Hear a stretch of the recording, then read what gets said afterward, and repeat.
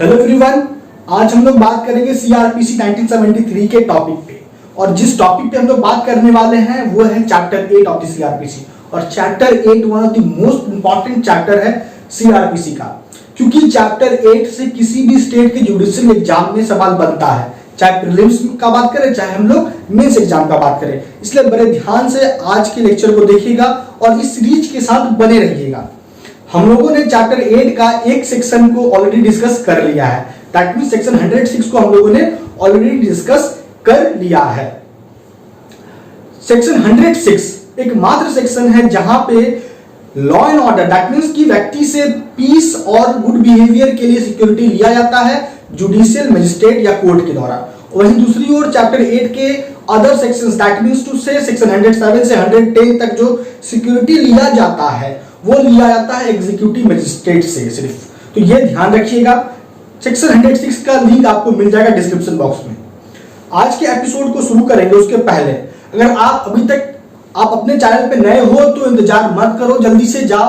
आपको नीचे दिखेगा रेड कलर का सब्सक्राइब बटन, आप उस पर क्लिक करो, चैनल को सब्सक्राइब जरूर करो, बेल आइकन दबाओ ताकि डेली लेक्चर आपको मिल पाए या जब भी वीडियो इस आपके चैनल पे अपलोड हो तो उसका नोटिफिकेशन आपको सबसे पहले मिले। और अगर आपको कोई भी पर्सनल क्वेरी है, आप किसी भी लीगल इशू पे एडवाइस चाहते हो तो मुझे इंस्टाग्राम पे फॉलो करो, इंस्टाग्राम का लिंक मिल जाएगा डिस्क्रिप्शन बॉक्स में। और अगर आप लॉ स्टूडेंट हो तो टेलीग्राम जुडिशियल ग्रुप से जरूर जुड़ो, आपको बहुत बेनिफिट होगा।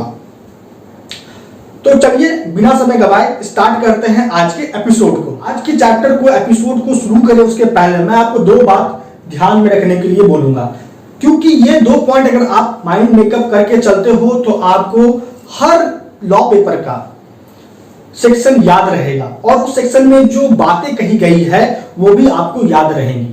तो दो पॉइंट क्या है?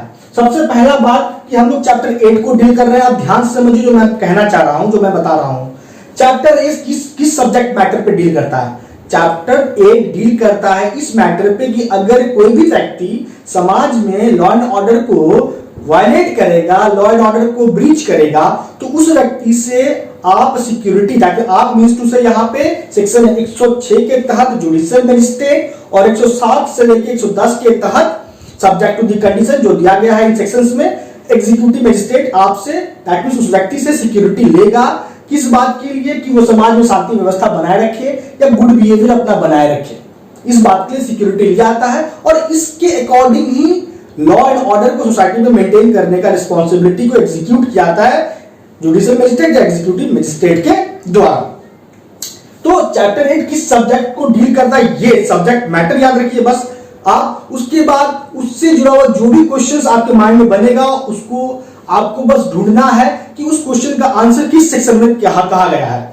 तो इसके लिए क्या करना होगा आपको कि चैप्टर कहां से कहां तक है, किस सेक्शन से किस सेक्शन तक है, ये दिमाग में रखना है। जैसे चैप्टर 8 सेक्शन 106 से 124 तक है तो ये दिमाग में रखना है।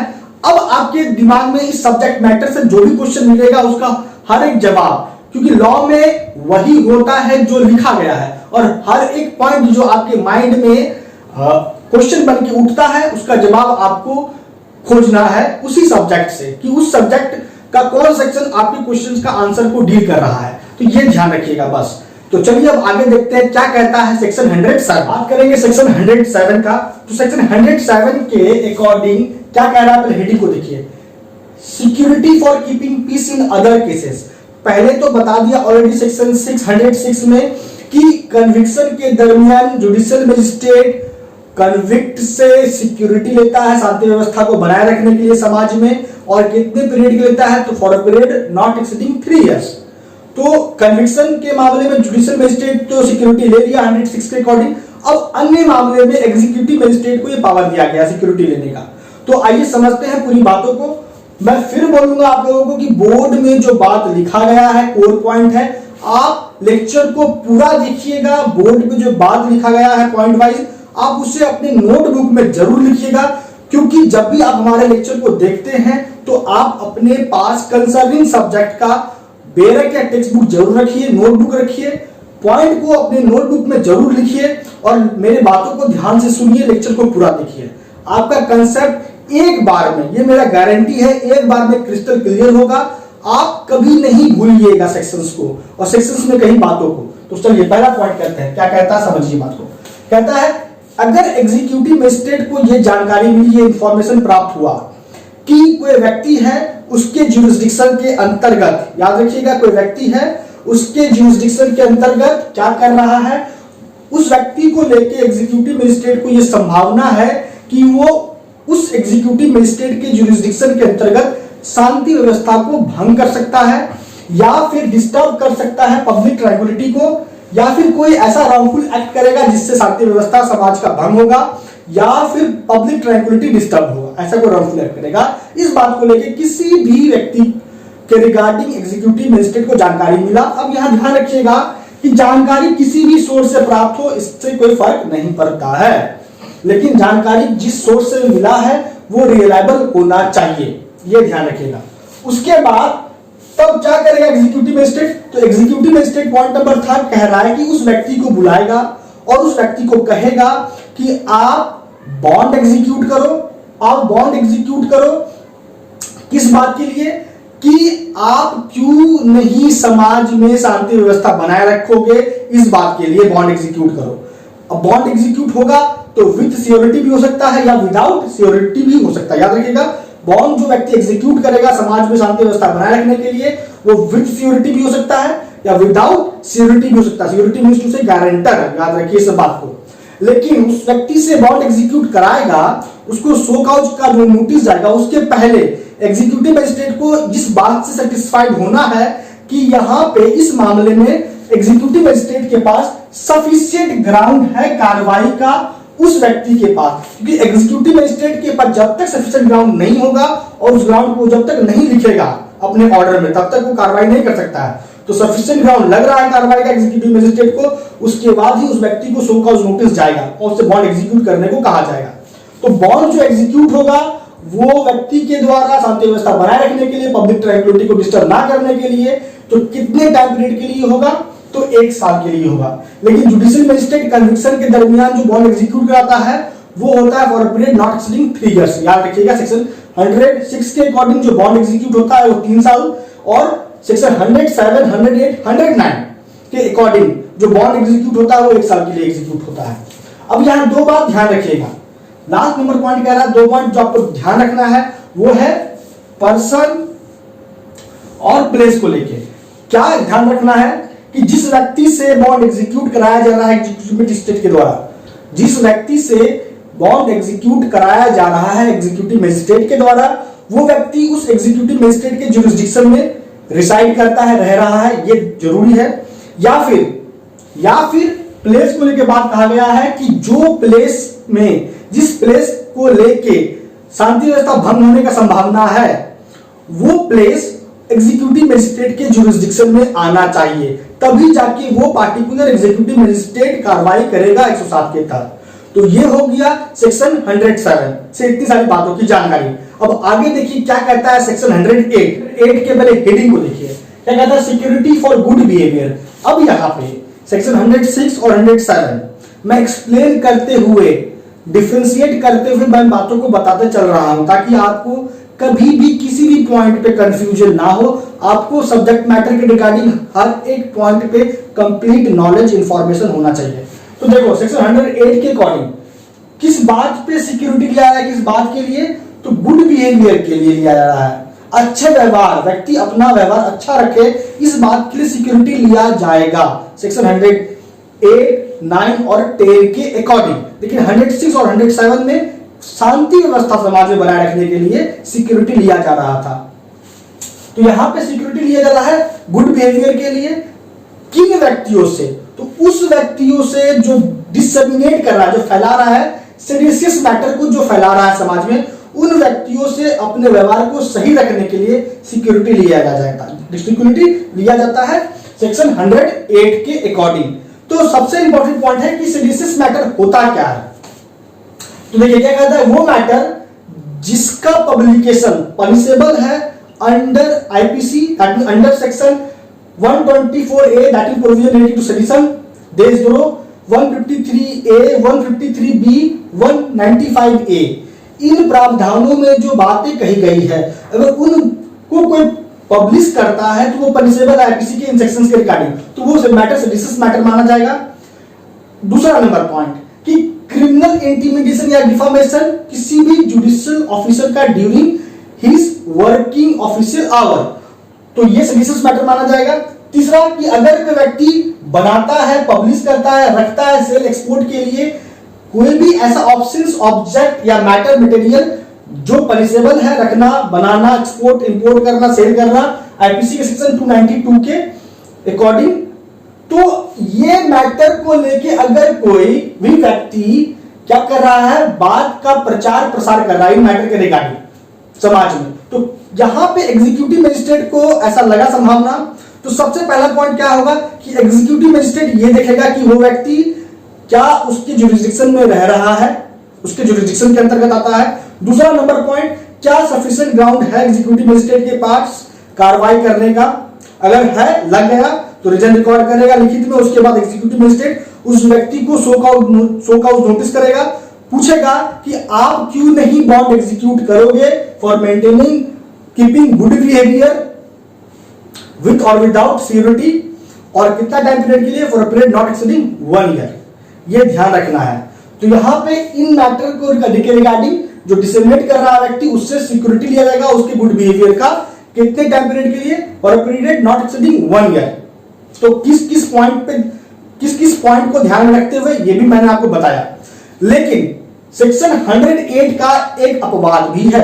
अब अपवाद क्या है कि अगर कोई बुक पब्लिश, प्रिंट, कोई डॉक्यूमेंट पब्लिश होता है, प्रिंट होता है, एडिट होता है as per the provisions of the press and registration of books act 1867, तो अगर कोई व्यक्ति उस बुक्स, उस डॉक्यूमेंट, उस आर्टिकल को डिसेमिनेट कर रहा है तो उस व्यक्ति पे कार्रवाई नहीं होगा सेक्शन 108 के तहत एग्जीक्यूटिव मजिस्ट्रेट के द्वारा, यह ध्यान रखिएगा। तो ये हो गया सेक्शन 108। अब आगे बढ़ते हैं, बात करते हैं सेक्शन 109 क्या कहता है, 109 क्या कहता है, बात समझिए, हेडिंग को देखिए। यहां पे भी एग्जीक्यूटिव मजिस्ट्रेट ही सिक्योरिटी ले रहा है, किस बात के लिए, for good behaviour, for maintaining good behaviour for person जो सस्पेक्टेड इन नेचर है, सस्पेक्टेड है, संदेहपूर्ण कोई व्यक्ति है, उस व्यक्ति से एग्जीक्यूटिव मजिस्ट्रेट क्या लेता है, सिक्योरिटी लेता है उसके गुड बिहेवियर को लेके। तो आइए पूरे बातों को समझते हैं। देखिए जब आप देखोगे चैप्टर सेक्शन 106 से लेके 110 तक, तो वहां पे 3 पॉइंट याद रखिए, चाहे वो जुडिशियल मजिस्ट्रेट को छोड़ ही लीजिए, उसका तो कन्विक्शन के दरमियान सिक्योरिटी लिया जाता है। अन्य मामले में 3 बात याद रखिए। पहला कि उस सस्पेक्टेड पर्सन से एग्जीक्यूटिव मजिस्ट्रेट सिक्योरिटी जो लेगा फॉर गुड बिहेवियर वो कब लेगा।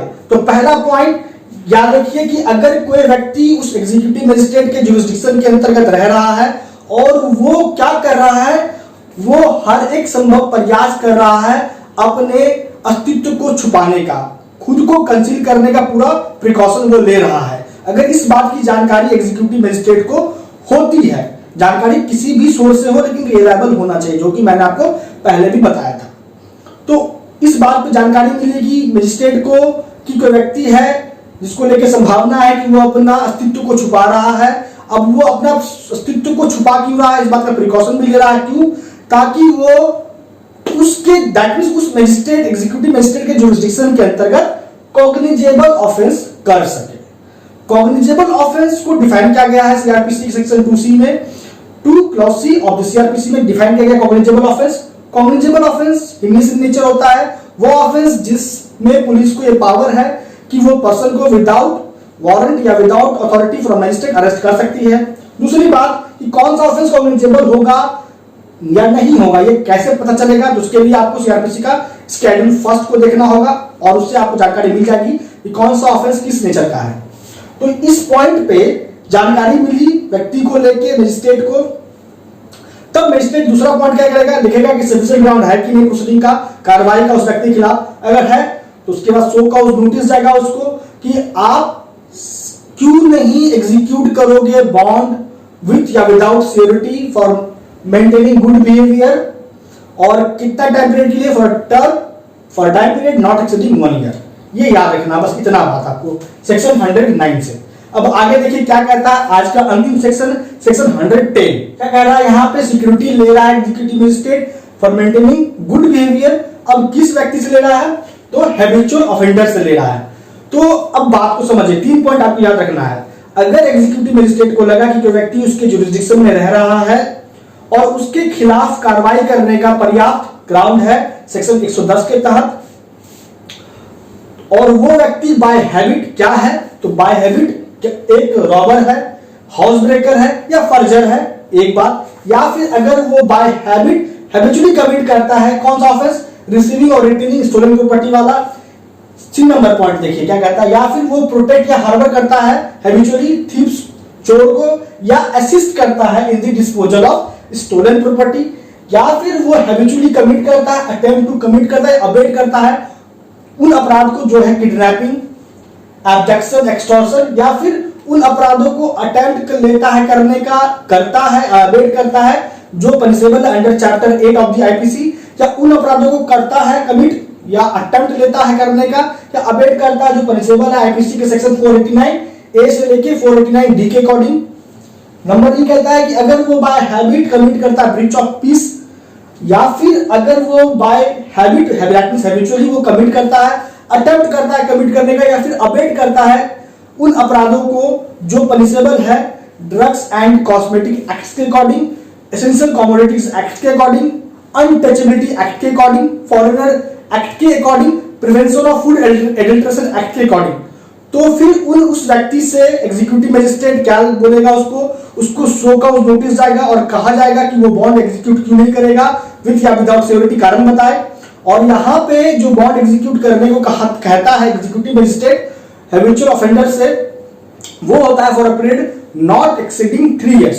तो सेक्शन 106 और 110 के अकॉर्डिंग जो बॉन्ड एग्जीक्यूट होता है, याद रखिए for a period not exceeding 3 year, और सेक्शन 107 से 109 के बीच में जो बॉन्ड एग्जीक्यूट होता है वो होता है for a period not exceeding 1 year. तो ये है सेक्शन 110 का प्रावधान। एग्जीक्यूटिव मजिस्ट्रेट किस शर्त पे सेक्शन 110 के अकॉर्डिंग किन व्यक्तियों से बॉन्ड एग्जीक्यूट करने को कहता है जो बाय हैबिट ये अपराध कर रहा है, कितना टाइम पीरियड के लिए, ये भी मैंने आपको बताया। तो ये हो गया आज इस लेक्चर से इतना। तो दोस्तों अब आ चुका है लेक्चर को कंक्लूड करने का टाइम। मैंने आपको सेक्शन 106 ऑलरेडी बता दिया है, जिसका लिंक आपको उस लेक्चर का मिल जाएगा डिस्क्रिप्शन बॉक्स में।